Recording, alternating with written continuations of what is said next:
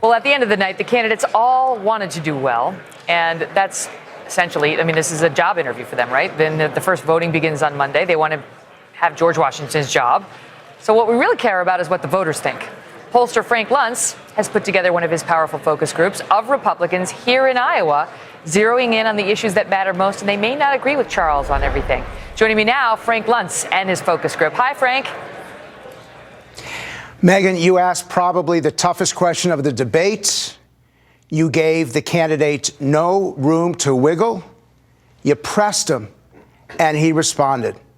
I want to begin with the most important and impactful moment of this debate.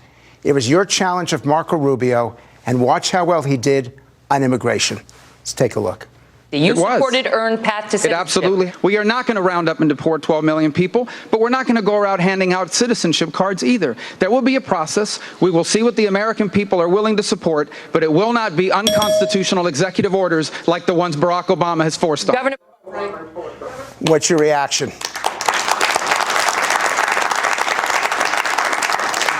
I want to show the audience at home. How many of you walked in here supporting Marco Rubio? Raise your hands. 1, 2, 3 of you. How many of you are going home most likely to vote for Rubio? Raise your hands.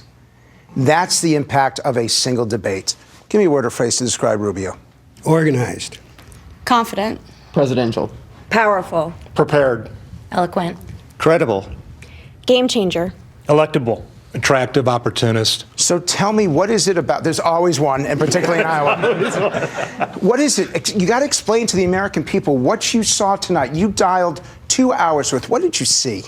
I think he was honest. I think he was believable, and he didn't berate the other candidates on the stage. He was positive, and he kind of put Hillary in her spot as far as computers and Benghazi. What was it? Tell me. He's not only articulate, but he tells it like it is. He's very believable, and he doesn't start attacking other people other than... He's staying on his game plan. He's not worried about the negatives that are coming at him. He's making them positive.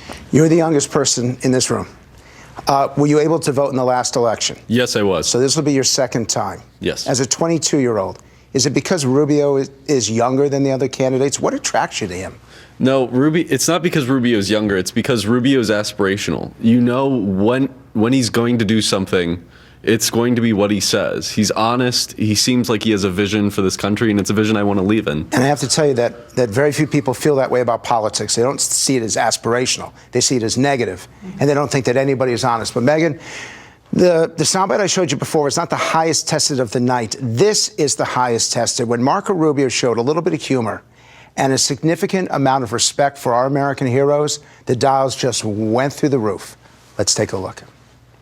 I think Bernie Sanders is a good candidate for president of Sweden. We don't want to be Sweden. We want to be the United States of America. And Hillary Clinton is disqualified from being the commander-in-chief of the United States. You think she's disqualified? Is that why you responded so well to this?